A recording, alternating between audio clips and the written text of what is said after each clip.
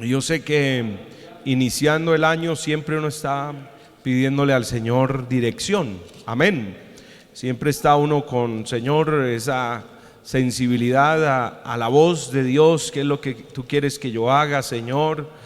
¿Será bueno que haga esto, lo otro? Amén. Y yo pienso que esta palabra viene para fortalecer nuestra fe. Gloria a Dios.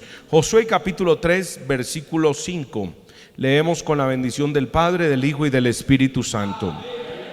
Hasta el verso 13, de manera antifonal, dice: y Josué dijo al pueblo: santificaos, porque Jehová hará mañana maravillas entre vosotros.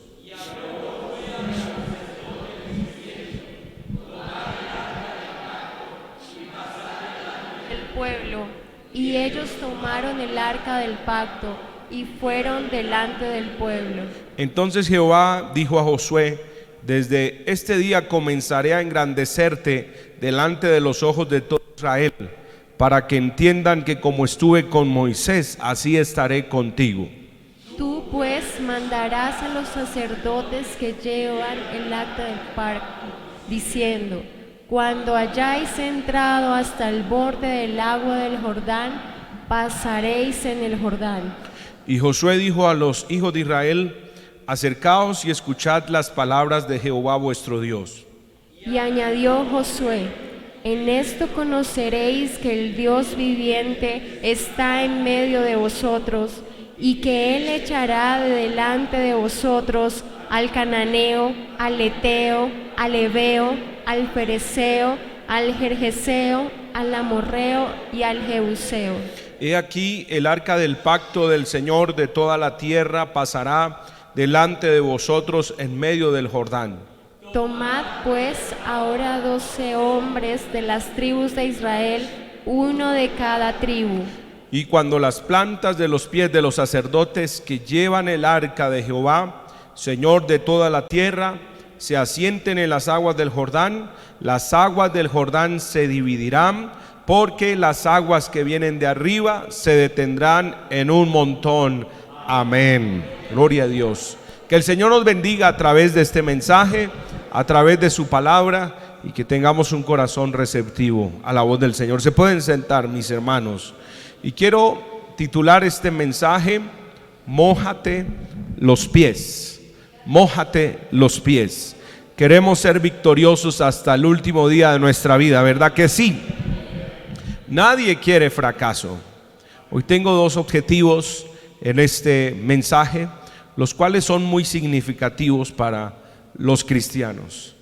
Y es primero recordar lo importante de persistir en la obediencia a Dios hasta alcanzar la victoria. Amén. Y en segundo lugar, recordar cuáles son los enemigos de la persistencia. Toma nota, por favor, porque este mensaje va a ser muy útil, no solo para este año, sino hasta que Cristo venga. Gloria a Dios.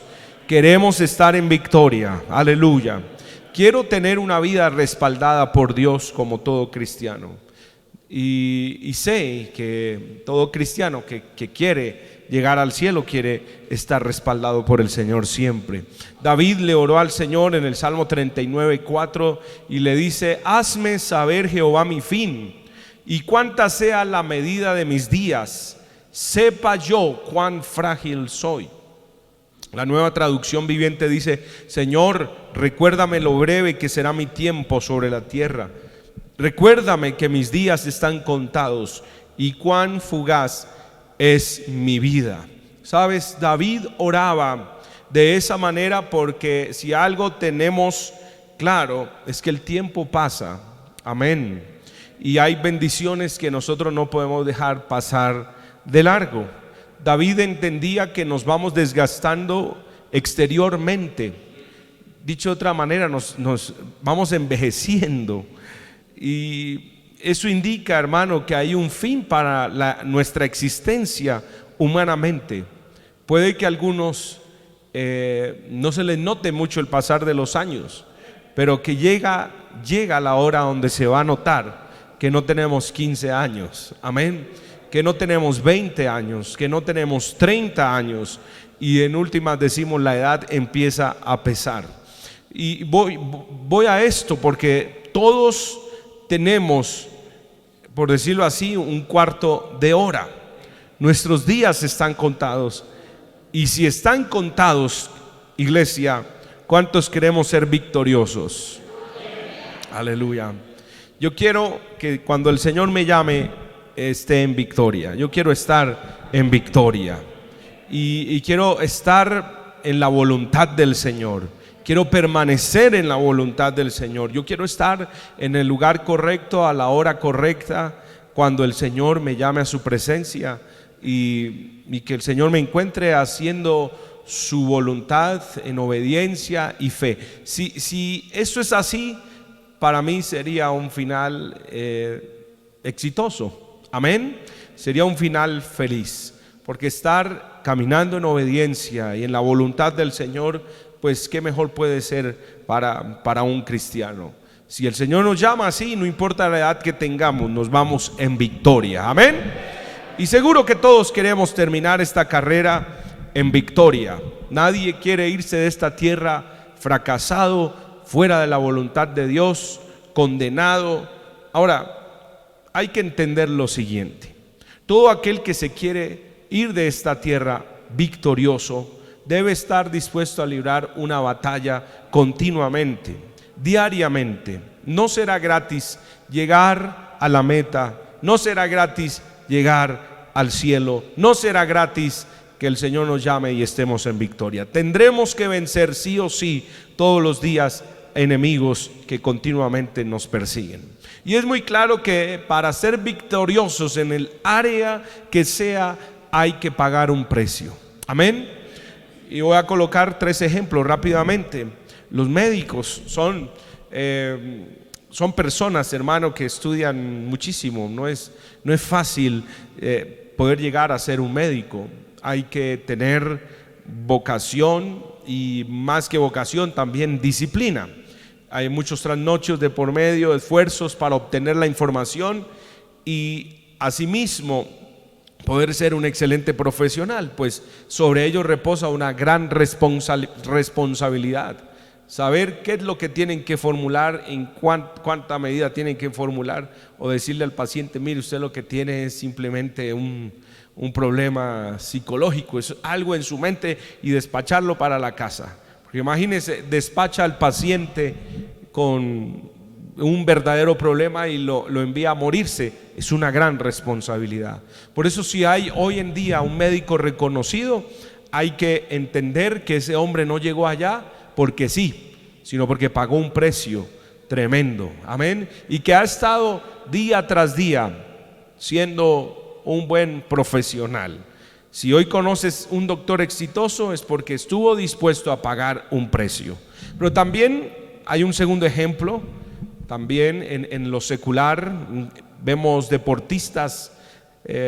Una cosa es hacer deporte y otra cosa es ser deportista de élite mundial, ¿no? Y a algunos nos gusta patear una pelota, pero de ahí a ser futbolistas profesionales, eso es otra cosa. De ahí a nosotros nos gusta darle de repente una vueltica a la cuadra en bicicleta, pero de ahí a ser un ciclista de élite mundial es otra cosa.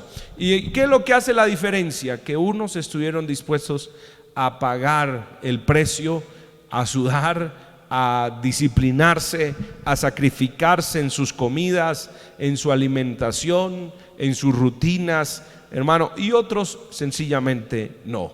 Ellos estuvieron dispuestos a pelear con la pereza, estuvieron dispuestos a pelear con el cansancio muchas veces. Aleluya. Entrenaron hasta perfeccionar una técnica, y bueno, hoy son famosos, pero tienen lo que tienen porque pagaron un precio. Muchos desde niños están entrenando, corriendo, sacrificándose, incluso yéndose de la ciudad, apartándose de la familia desde muy pequeños, porque han tenido desde pequeños un objetivo, ¿verdad? Una meta: alcanzar ese salón de la fama y llegar a ser reconocidos a nivel mundial. Pagaron el precio y hoy en día disfrutan de eso. Hay un tercer ejemplo, tal vez no es muy actual, pero en la antigüedad estaban estos guerreros, ¿verdad? Conquistadores, Quizás hoy en día no sea una profesión muy actual, pero en el pasado lo fue. Y estuvieron estos hombres dispuestos a conquistar tierra, incluso a defender su tierra. Estuvieron dispuestos a sacrificar su familia, su salud, su vida. Muchos salieron, nunca regresaron, pero pagaron el precio por obtener una gloria, por obtener una victoria. Y esto, mis amados, coloco estos 3 ejemplos porque muchas veces pensamos que al finalizar cada año vamos a tener tremendas victorias sin pagar un precio. Y qué bueno que estamos empezando este año para recordar que hay que pagar un precio, que hay que esforzarnos, que hay que ser disciplinados, que hay que, hermano, disponer nuestras vidas, porque las cosas no van a llegar así porque sí. No hay triunfos si antes no hacemos un sacrificio. Las victorias no existen si antes no peleamos. Y como dice esa frase, no hay gloria si antes no hacemos la historia. No hay corona si antes no estamos dispuestos a cargar una cruz. Y ahora, con respecto a este pasaje que hemos leído, podemos entender que no habrá milagros sin santificación. ¿Cuántos queremos ver maravillas y prodigios? ¿Qué le dijo Josué a Israel? Josué capítulo 3 versículo 5, Josué dijo al pueblo: santificaos, porque Jehová hará mañana maravillas entre vosotros. Aleluya. Hay mucha gente que no ha visto todo lo que Dios quiere hacer porque le falta compromiso con el Señor. No ha visto y no verá hasta que no se santifique. Israel había esperado 40 años por este momento. Voy a contextualizar este pasaje. Muchos murieron esperando el cumplimiento de la promesa. La mayoría había muerto en el desierto sin ver ni poseer su herencia. Lo cierto es que antes de cruzar el Jordán, el río que demarcaba el inicio del cumplimiento de la promesa, el río que demarcaba el inicio de la tierra de Canaán, antes de pasarlo, ellos, dice la palabra, debían santificarse. ¿Y qué significa santidad? Santidad significa separación, significa consagración, significa purificación, apartarse de lo que no agrada a Dios. Y ahí está el detalle. Muchos quieren ver maravillas, quieren ver prodigios, quieren que Dios les responda, quieren que Dios se manifieste sin santificarse. Muchos quieren ver gloria y poder sin consagración, sin permitir que el Señor les purifique. Pero la verdad es que no puede una boca que maldice, que miente, que chismea. No puede, hermano, tal boca decir que se ha santificado. Por eso claramente hay que santificarnos, hay que separarnos de lo que no agrada a Dios. Y sin duda alguna todos tenemos algún área en donde falta santificación, en donde es necesario santificarnos aún más todavía.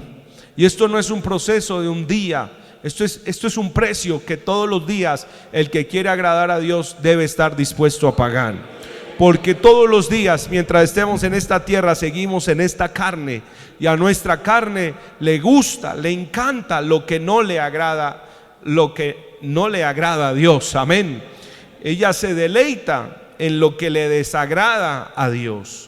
Pero ahí está el precio que la iglesia debe pagar, el precio de la santificación. Porque dice la palabra que sin santidad nadie verá al Señor. Entonces todo tiene un precio en la vida, mis amados, todo tiene un precio en la vida. Aquel que no quiere pagar el precio pues tiene un espíritu entonces de ladrón, porque no quiere pagar pero sí quiere tener.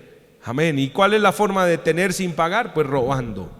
Pero si yo quiero las cosas como debe ser, por el derecho, en el orden establecido, debo pagar. Entonces todo tiene un precio en la vida, y cuanto más la victoria. Todo logro, todo objetivo, toda meta alcanzada implica un precio. Israel estaba a un paso del cumplimiento de las promesas, pero debía obedecer al mandato de Dios. Santifíquense, porque mañana Dios hará maravillas en medio del pueblo. Ahora, Primera de Corintios capítulo 9, versículo 24. Aleluya. Dice el apóstol Pablo: ¿no sabéis que los que corren en el estadio, todos a la verdad corren, pero uno solo se lleva el premio? Corred de tal manera que lo obtengáis. Todo aquel que lucha de todo se abstiene, ellos a la verdad para recibir una corona corruptible, pero nosotros una incorruptible.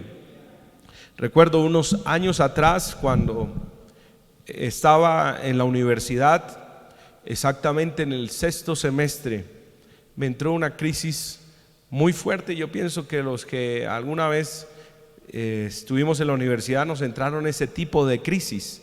Se me fueron las ganas, se me fueron los deseos de seguir adelante, y le dije a mis papás que ya no quería terminar la carrera, que estaba cansado y que quería estudiar otra cosa en 6º semestre. Pero mis padres muy sabiamente me dijeron: no, hijo, esfuérzate, tienes que terminar, ya falta menos que antes, y no aceptamos una renuncia a estas alturas. Y bueno, yo recuerdo esa charla, fue amarga para mí, porque mis padres no me lo dijeron riéndose, sino me lo dijeron muy seriamente: termina o termina. Así que salí determinado de ese lugar, del cuarto de ellos, a terminar la carrera. No había otra cosa que hacer. Y por la gracia de Dios, pues bueno, pasé al 7º, pasé al 8º, al 9º, al 10º. Lo demás es historia. El 15 de septiembre del 2007, eso ya hace rato, 13 años, el Señor me permitió recibir mi título como licenciado en música. 13, bueno, ya este año, ¿no? Ya cumplimos 13 años de egresados. Y bueno, si algo hoy le doy gracias a Dios es porque en aquel momento mis padres no me dijeron: bueno, mío, pues si usted ve que no puede, pues mire a ver entonces qué estudia. No, le agradezco a Dios que me dijeron: no, señor, termina, porque termina. Amén. Y cuando recibí el título, precisamente el diploma, recuerdo que una de las cosas que hice, ya cuando las fotos y demás, fue entregarles a ellos el título y decirles: este título es de ustedes, porque si no hubiera sido por ustedes, yo no hubiera terminado. Gloria al Señor. Pero qué hermoso cuando uno, por la gracia de Dios, logra terminar o culminar lo que empezó. Amén. Hay muchos que empiezan pero no terminan, y muchos no solo en la parte académica o en la parte estudiantil, sino en todo lo que emprenden. Empiezan pero no terminan nada. Tienen buenas ideas, las trabajan un mes y luego se apartan de ellas. 2 meses, no vieron resultados y bueno, no, esto como que no es de Dios, y dejan de perseverar. Pero mira, esta carta de 1 Corintios fue escrita por el apóstol Pablo bajo la guianza del Espíritu Santo, con el objetivo de identificar los problemas en la iglesia de Corinto y ofrecer soluciones, y de esta manera enseñar a los creyentes a cómo vivir por Cristo en medio de una sociedad corrupta. Yo creo que en estos tiempos necesitamos, amén, ir a la palabra. Bueno, toda ella es útil para nosotros, pero en especial estas cartas, sobre todo en estos tiempos de corrupción, hermano, en estos tiempos de maldad, nos enseñan grandes principios para que todo aquel que quiere perseverar en obediencia, en santidad, lo haga para la gloria del Señor.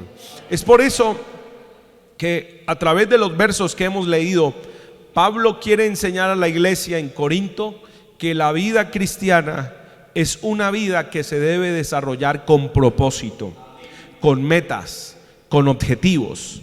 En otras palabras, lo que les quería decir a los hermanos en Corinto era que la vida cristiana no era una moda, no era algo pasajero, no era algo vano ni superficial.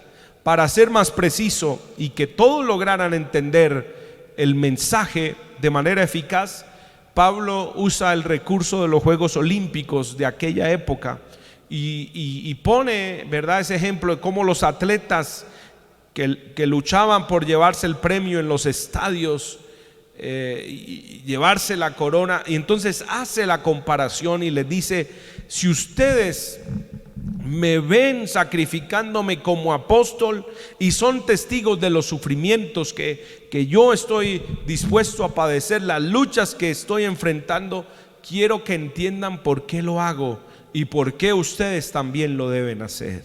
No sé si es claro el ejemplo que el apóstol Pablo está utilizando, hermano. Y lo importante que nosotros hoy veamos que no solo aquellos que corren en un estadio, aquellos que van detrás de un premio, deben correr detrás de ese premio de tal manera que lo obtengan, sino como nosotros también debemos vivir la vida cristiana con el propósito de llegar a la meta y de alcanzar el premio y de alcanzar, amado hermano, el propósito para el cual el Señor nos llamó. Por eso dice Pablo, y voy a leer nuevamente 1 Corintios 9:24: ¿no sabéis que los que corren en el estadio, todos a la verdad corren, pero uno solo se lleva el premio? Dice Pablo: corred de tal manera que lo obtengáis. Todo aquel que lucha, de todo se abstiene. Ellos a la verdad para recibir una corona corruptible, pero nosotros una incorruptible. Así que yo de esta manera corro, no como a la aventura. De esta manera peleo, no como quien golpea el aire, sino que golpeo mi cuerpo y lo pongo en servidumbre, no sea que habiendo sido heraldo para otros, yo mismo venga a ser eliminado. Mi amado, qué bueno es que cada uno de nosotros tengamos presente que esta vida cristiana no la estamos corriendo solo por pasar el primer tiempo, y que luego vendrá un segundo tiempo donde nos vamos a sentar en la banca. No, nosotros debemos vivir esta vida cristiana con propósito, porque hay gente que corre por un tiempo, pero luego piensa que como ya corrió, pues tiene el derecho de sentarse en la gradería a ver cómo otros hacen, a ver cómo otros trabajan, a ver cómo otros le meten el hombro. No, dice Pablo: si ustedes van a ser cristianos, entonces corran de tal manera que obtengan el premio.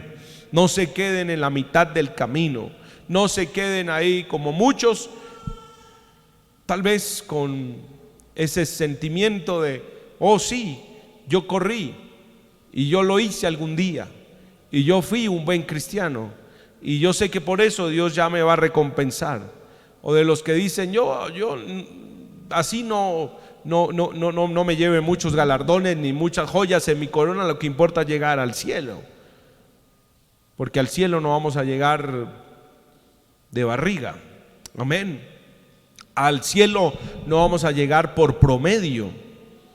Al cielo vamos a llegar si hay una vida de consagración, si hay una vida de búsqueda, si hay una vida de santidad.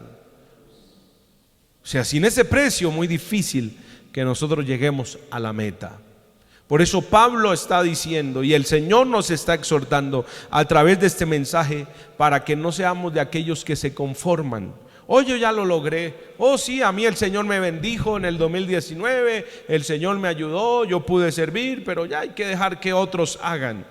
No, nosotros no podemos ser de esos cristianos que se resignan, de esos que renuncian antes de tiempo o que están repartiendo las bendiciones y los privilegios.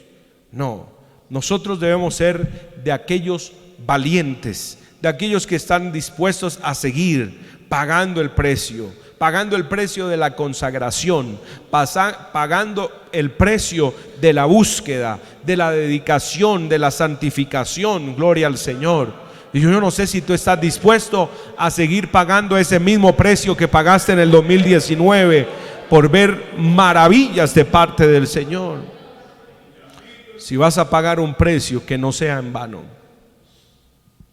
Si vas a correr la carrera cristiana, corre de tal manera que obtengas el premio. Entonces Pablo deja muy claro que si tú quieres obtener la victoria en el área que sea, debes primero saber cuál es la meta, lo que se traduce en tener propósito. Amén. Escriba: si yo quiero obtener victoria en el área que sea, debo saber cuál es la meta, lo que se traduce en tener propósito. Y después de saber cuál es la meta, estar dispuesto a, número 2, pagar el precio. ¿Cuál es ese precio? La persistencia, la disciplina. Gloria a Dios. Persistencia y disciplina. Hay dos factores que el personaje de hoy tenía muy claros y definidos. Así que cuando tienes el propósito definido e identificada la meta, debes emprender la marcha hacia ese objetivo, acompañado de persistencia, de determinación. Josué sabía que Dios lo había escogido con el propósito de llegar a tierra de Canaán, y esa meta y ese propósito le dio sentido a su vida, de manera tal que estuvo dispuesto a pagar el precio. No hay que correr como a la aventura sin un objetivo y sin una meta. No hay que pelear como quien no tiene rival o contrincante. Ahora yo te pregunto, tú por gracia de Dios eres cristiano y lograste, ¿verdad?, llegar al 2020 de pie. Amén. Estamos de pie. ¿Y cuál es el propósito de estar de pie? De permanecer en pie. ¿Cuál es el propósito? No, pastor, que Cristo venga por nosotros y nos halle fieles. Amén. Pero más que esperar su venida, ¿qué estamos haciendo nosotros con la vida cristiana? ¿Qué estamos haciendo nosotros con el mensaje? ¿Qué estamos haciendo nosotros con el evangelio? Debe haber un propósito en nosotros como cristianos. Y ahí el gran problema de muchos cristianos neófitos o novatos que carecen de claridad en el propósito. Porque se sabe que llegaron a un lugar de culto por invitación de alguien, les gustó la forma en la que se hacía el culto, les gustó la música, la adoración, sintieron empatía con el predicador, se sintieron atraídos por algo humano, decidieron quedarse en aquel lugar como espectadores o asistentes regulares, pero nunca entendieron el propósito. Nunca supieron por qué ahora ya no iban a misa sino a culto. Nunca supieron en qué momento dejaron de dar limosna y empezaron a ofrendar. Nunca vieron la diferencia en por qué ya no rezaban sino que ahora oraban. Y es triste decirlo, pero por eso luego que el predicador no estuvo o que no hubo música, tampoco hubo tal disposición para seguir a Cristo y volvieron atrás. Y volvieron atrás porque no hubo ni consagración ni santificación. Y como no hubo consagración ni santificación, no vieron maravillas del Señor. Porque cuando uno se mete con Dios, uno empieza a ver cosas tremendas. Cuando uno empieza a caminar con Dios, uno empieza a conocer lo sobrenatural de Dios. Pero hay gente que no quiere consagrarse ni meterse con Dios. Pero quiero decirte que la vida cristiana demanda arduo trabajo, demanda autonegación, demanda preparación. Como cristianos corremos a fin de obtener nuestra recompensa celestial. La vida cristiana no es un tiempo de entretenimiento. Yo cada vez que me acerco al templo no vengo a entretenerme. Cada vez que vengo al templo no vengo a pasar el tiempo, a quemar tiempo. Yo vengo aquí a llenarme del Señor. Yo vengo a tener comunión con el Señor. Cada vez que vengo a este lugar vengo a buscar al Señor. Porque hay gente que no viene a buscar a Dios.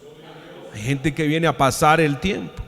Como hay gente que, por ejemplo, estos eventos a nivel nacional que se hacen, ellos lo que van es a pasear y dicen, es más, es que estas son nuestras vacaciones, es que la convención son nuestras vacaciones. Y la verdad, pues de vacaciones no hay mucho, así que digamos, de descanso no hay mucho, así que digamos, pero para algunos sí es así. Y como ese es su objetivo, pues entonces están mirando quién entró, quién salió, están contando sillas, y ahí se les pasa todo el tiempo. Imagínense contar 18,000 sillas y 4,000 en platea, ahí se les va el culto y no les alcanza tampoco. Pero cuando uno va a buscar al Señor, hermano, entonces uno sale bendecido, uno sale edificado. ¿Qué tal dijo? ¿Qué tal hizo? ¿Qué tal miró? Ese no es mi problema. Si él quiere perder su tiempo así y quiere llevar ese tipo de vida cristiana, que Dios tenga misericordia. Pero a mí el Señor me llamó con un propósito claro y definido, y no voy a perder el enfoque.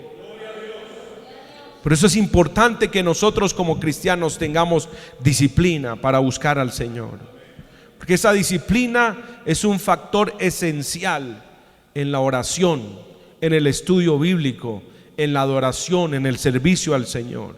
Sin disciplina, sin determinación, es, hermano, muy difícil perseverar, es muy difícil avanzar, es muy difícil ver cosas mayores en el Señor. Por eso disciplina y determinación son insustituibles, porque estas nos equipan para ser efectivos en nuestra carrera. Repito, disciplina y determinación. Si tú quieres ser más veloz, si quieres tener resistencia, si quieres perfeccionar la técnica, si quieres conquistar, amén, páselo al ambiente cristiano, al ambiente espiritual. ¿Qué tengo que hacer? Pues tengo que orar, tengo que escudriñar la palabra, tengo que ayunar, tengo que adorar, tengo que servir con constancia, con persistencia. Muchos quieren ver maravillas desde la gradería, muchos quieren ser usados por Dios desde la gradería, pero no, si tú quieres ser usado por Dios, tú tienes que meterte a lo profundo. No te puedes quedar como espectador, no te quedes mirando como hacen muchos, que solo juzgan y dicen, mire lo que hizo, le salió mal, pero ellos nunca hacen nada, ni siquiera hacen el intento. Es mejor que a uno le salga mal intentando lo que es verdad, que estar sentado en la gradería juzgando y diciendo, mire cómo lo hizo mal. Por eso hay que vivir y correr nuestra propia carrera cristiana. Que muchos están viendo la carrera cristiana de otros, pero por estar entretenido en cómo corre el otro, ellos han dejado de correr. Mientras se están comparando con otros, mientras están nivelando sus niveles de santidad, no, yo soy más santo, más consagrado que él. Mientras están perdiendo el tiempo en eso, hermano, las bendiciones se están yendo. Mientras están distraídos en otras cosas, la bendición que Dios les ha tenido preparada para ellos está llegando a otro lugar. Por eso corre tu propia carrera, corre tu propia carrera. Entiende que tu crecimiento, entiende que tu progreso espiritual no depende de si otro corre, si otro hace, si otro ayuna, si otro me impone las manos. El desarrollo espiritual no depende de si otro ora, busca a Dios o lee la palabra. El avance en esta carrera depende de ti. Amén. Así que haz lo que debes hacer sin esperar que otro haga por ti, porque ese otro no va a hacer nada por ti. Tú debes entrenarte para correr, y esa disciplina y resistencia van a hacer que tú llegues triunfante a la meta. Entiende que si no hay un crecimiento espiritual, entonces hay una decadencia espiritual. Si hoy no estás un poquito mejor que ayer, entonces estás un poquito peor que ayer. O estamos mejorando o estamos empeorando. Eso, en resumen, es lo que Pablo nos quiere enseñar. No solo que se puede mejorar en la carrera, sino que se puede ser el mejor en la carrera. Yo quiero ser victorioso hasta el último día. Y no sé cuántos quieren ser victoriosos hasta el último día. Para eso hay que entender el propósito y ser disciplinados en ese propósito. Yo sé para qué Dios me creó. Yo sé cuál es su plan conmigo. Por eso lo que no está dentro del propósito de Dios para mí, pues no es mi problema. Amén. Es la carrera que yo debo correr. No, pero hermano, pero mire que si usted se hace aquí, se va a volver famoso. No, esa no es mi carrera. No, pero si tú le das un empujoncito a este y lo sacas del camino, entonces vas a ser más visible. No, así no es. Yo corro mi propia carrera porque sé cuál es el propósito del Señor y no tengo necesidad de hacerle zancadilla a otro que esté corriendo por ahí. Sea la carrera que sea, la profesión, la vocación, la meta, el llamado, el propósito, si queremos ser victoriosos o exitosos, hay que pagar el precio. Y en muchos casos ese precio tiene nombre, lo he estado repitiendo: disciplina, sinónimo de persistencia. ¿Qué significa esa palabra? Lo tenemos ahí: persistencia es firmeza y constancia en la manera de ser o de obrar. Firmeza y constancia en la manera de ser o de obrar. Vamos a Santiago capítulo 1. Gloria al Señor. Verso 5. Y si alguno de vosotros tiene falta de sabiduría, pídala a Dios, el cual da a todos abundantemente y sin reproche, y le será dada. Pero pida con fe, no dudando nada, porque el que duda es semejante a la onda del mar, que es arrastrada por el viento y echada de una parte a otra. No piense pues quien tal haga que recibirá cosa alguna del Señor. El hombre de doble ánimo es inconstante en todos sus caminos. Entonces, todo cristiano que quiera morir en el propósito de Dios debe conocer y practicar esta palabra: persistencia. Si tú no quieres morir, pero quieres estar en la voluntad de Dios y crees que el Señor viene en menos de 10 años, 5 años, de igual manera, debes conocer y practicar la palabra persistencia.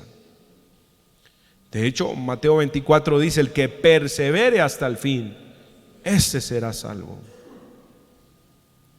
¿Hay algo por lo que estás orando y aún no has visto la respuesta? Pregunto, ¿hay algo por lo que estás orando y aún no has visto la respuesta? Seguro que sí. Los cristianos oramos no solo por costumbre, oramos porque hemos entendido que es el arma más poderosa que Dios nos entregó para obtener victorias. Porque la oración no solo me permite tener comunión con Dios, la oración me permite alcanzar lo que no tengo. La oración me permite conquistar lo que otros no quisieron conquistar. La oración rompe cadenas. La oración trae libertad. Por eso Santiago 5:16 dice: la oración eficaz del justo puede mucho y puede lograr mucho más de lo que mi mente o mi razón me dice que puede lograr. La oración, hermano, no solo me acerca a Dios, la oración me permite conquistar a través de la autoridad delegada por el Señor en mi vida. Así que la oración va mucho más allá de un protocolo o de una forma de rendir culto. La oración es el arma poderosa del cristiano.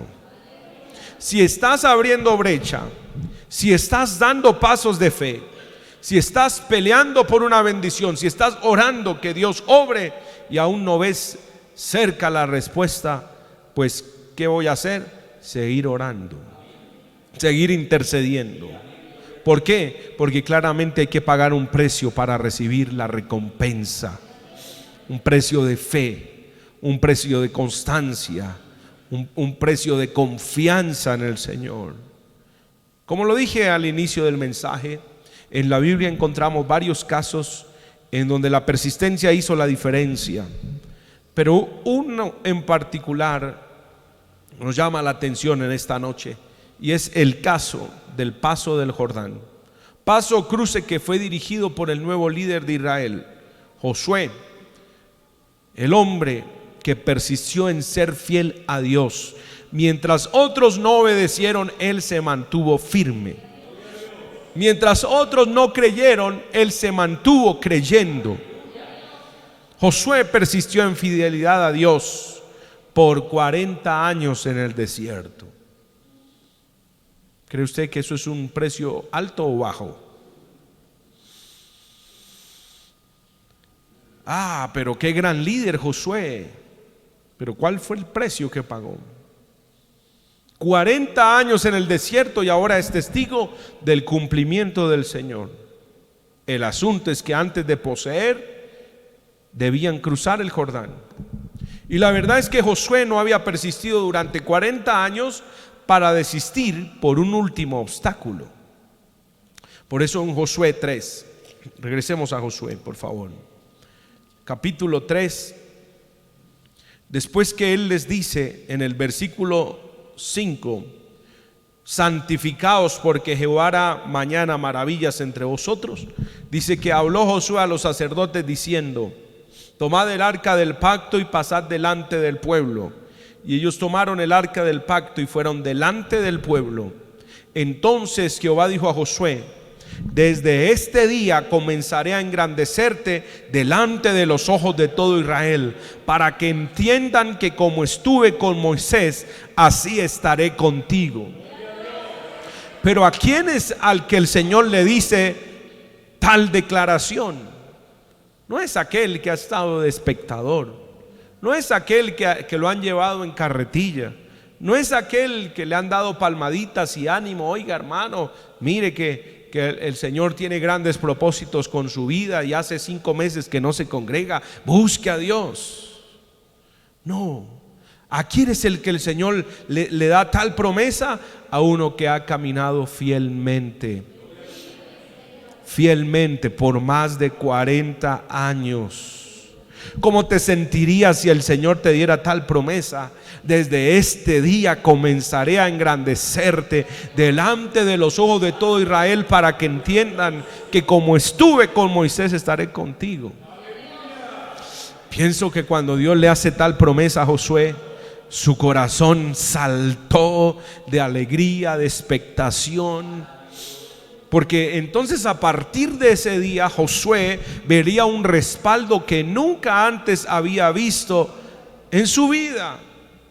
Es que cuando es Dios quien te levanta, es cuando es Dios el que te engrandece, así el diablo se oponga, tendrá que reconocerlo.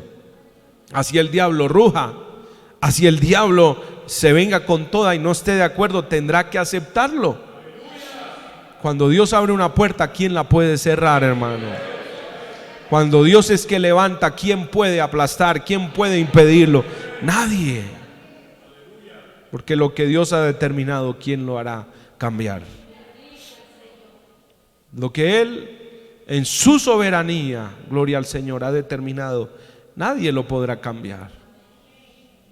Así el hombre diga: no me parece, no estoy de acuerdo, no se lo merece. Eso no es problema del hombre. Amén. Es la determinación del Señor, del Rey, del soberano. Aleluya. Así nadie crea en ti. Así a los ojos de los hombres seas pequeño. No importa. Si te humillas bajo la poderosa mano de Dios, Él te exaltará cuando fuere tiempo. El asunto es que Dios no levanta a cualquiera, ni engrandece a gente impía, pecadora, desobediente o negligente. Dios levanta al humilde, Dios levanta al sencillo, al que persiste en obedecer a su voz, a ese valiente que dice: si Dios cree en mí, entonces yo voy a caminar. A ese sencillo que dice: no importa si los demás me miran muy pequeño, pero si Dios dice que yo puedo, entonces voy a dar los pasos de fe que tenga que dar. Josué no era un aparecido en la presencia de Dios. Quizás para los hombres era un desconocido, un don nadie, pero para Dios Josué era un hombre fiel, un hombre que había persistido mucho tiempo siendo fiel a su líder Moisés y honrando a Dios. No te preocupes si nadie te conoce. No te preocupes si nadie te envía invitaciones en Facebook. Preocúpate por ser conocido en la presencia del Rey. Preocúpate por honrarle, porque dice la palabra que Él honra a los que le honran. Si para los demás no eres nadie, eso es problema de los demás. Gloria a Dios. Ni siquiera es tu problema. El problema es que en la presencia de Dios seas un desconocido. Pero como Josué no era un desconocido, por eso la promesa del Señor. Verso 8 dice: tú pues mandarás a los sacerdotes que llevan el arca del pacto, diciendo: cuando hayáis entrado hasta el borde del agua del Jordán, pararéis en el Jordán. Y Josué dijo a los hijos de Israel: acercaos y escuchad las palabras de Jehová vuestro Dios. Y añadió Josué: en esto conoceréis que el Dios viviente está en medio de vosotros, y que Él echará de delante de vosotros al cananeo, al eteo, al heveo, al fereceo, al gergeseo, al amorreo y al jebuseo. He aquí, el arca del pacto del Señor de toda la tierra pasará delante de vosotros en medio del Jordán. Tomad pues ahora 12 hombres de las tribus de Israel, uno de cada tribu. Y cuando las plantas de los pies de los sacerdotes que llevan el arca de Jehová, Señor de toda la tierra, se asienten en las aguas del Jordán, las aguas del Jordán se dividirán, porque las aguas que vienen de arriba se detendrán en un montón. Mira, Josué es un hombre que cree en milagros, porque tiene el vivo recuerdo cuando el Señor le permitió pasar por el mar Rojo en seco. 40 años atrás había visto maravillas, había visto como un mar, no era un río, era un mar que se dividía en dos. Para los demás era difícil entenderlo, cómo pasaría en el Jordán, pero para Josué era sencillo. Dios haría un milagro otra vez, aleluya. Dios haría un milagro una vez más. Lo cierto es que en este versículo Él da una palabra de fe, suelta una palabra de poder y dice en ese versículo 13, gloria a Dios: y cuando las plantas de los pies de los sacerdotes que llevan el arca de Jehová, Señor de toda la tierra. Mira, a él no le habían dicho todo esto, pero él dice: cuando las plantas de los sacerdotes que llevan el arca de Jehová se asienten en las aguas del Jordán, las aguas del Jordán se dividirán. Gloria al Señor. Mira, hasta donde he leído la palabra, Dios no le dijo cómo cruzarían ni qué milagro iba a realizar. Lo único que leo es que le dijo en el versículo 8: mandarás a los sacerdotes que lleven el arca del pacto. Amén, gloria a Dios. Diciendo: cuando hayáis entrado hasta el borde del agua del Jordán, pararéis en el Jordán. O sea, lo que tienen que hacer es entrar al Jordán. Y este hombre creyó en el Espíritu que cuando entraran en el Jordán en obediencia, algo sobrenatural haría el Señor. De tal manera que cuando los sacerdotes tocaren con la planta de los pies aquel Jordán, este se dividiría. ¿Y qué fue lo que pasó? Dice verso 14: y aconteció cuando partió el pueblo de sus tiendas para pasar el Jordán con los sacerdotes delante del pueblo, llevando el arca del pacto, cuando los que llevaban el arca entraron en el Jordán, y los pies de los sacerdotes que llevaban el arca fueron mojados a la orilla del agua, porque el Jordán suele desbordarse por todas sus orillas todo el tiempo de la siega, las aguas que venían de arriba se detuvieron como en un montón, bien lejos de la ciudad de Adam, que está al lado de Zaretam, y las que descendían al mar del Arabá, al mar salado, se acabaron y fueron divididas, y el pueblo pasó en dirección de Jericó. Aleluya. ¿Cuántos alabamos el nombre del Señor? Dele ese aplauso al Rey de Gloria. Oh, gloria al que vive para siempre. El Señor sigue dividiendo las aguas. ¿Pero por qué? No veo maravillas. ¿Por qué no veo maravillas? Si el Dios de los milagros es el Dios en el cual yo creo. Hay dos razones porque muchos no ven maravillas. Primero, porque no han querido santificarse, y segundo, porque no han querido mojarse los pies. Necesitamos hombres de Dios y mujeres de Dios llenos de fe, que se paren en ese Jordán, en ese problema, hombres que enfrenten la situación, que le crean a Dios y se mojen los pies, gloria al Señor, creyendo que Dios va a hacer algo. Hay gente que dice: no, de ese problema ni me hable, yo mejor ni pienso en eso, porque no, esta situación es tan tremenda, yo mejor me hago el loco. No, ¿sabes cuándo se va a resolver el problema? Cuando tú te pares en el problema, cuando tú te mojes los pies, cuando tú veas esa situación y digas: Dios, haz aquí un milagro, haz aquí, Señor, algo sobrenatural. Oh, gloria a Dios. Mira, hay mucha gente que está esperando por años que las aguas se dividan, que venga un de repente, que venga una maravilla, que venga un soplo, que venga un torbellino, un prodigio, esperando que Dios obre portentosamente, pero están acostados, están durmiendo. No, hermano, si tú quieres ver cosas sobrenaturales, el Señor te dice: levántate, llénate de Dios, santifícate, conságrate y mójate los pies. Ve a santificarte, a consagrarte, ve con el arca, ve con la presencia de Dios y dile a ese imposible: para Dios no hay nada imposible. Porque es que la gente quiere ver sin provocar, pero solo aquellos que están dispuestos a tomar el riesgo de pararse en la orilla del Jordán lo verán dividirse. Pero ojo, no es solo pararse en la orilla, no es solo mojarse los pies sin el arca, es pararse en la orilla con el arca encima. Porque si estás lleno de Dios, si estás lleno de fe, entonces, hermano, basta ya de esperar. ¿Cuántos años has estado esperando? No, yo estoy esperando que se abra el Jordán y entonces ahí sí paso. Yo estoy esperando que Dios haga un milagro. ¿Qué enseñanza nos da hoy el Señor? Que tú provocas los milagros, que tú provocas lo sobrenatural de Dios.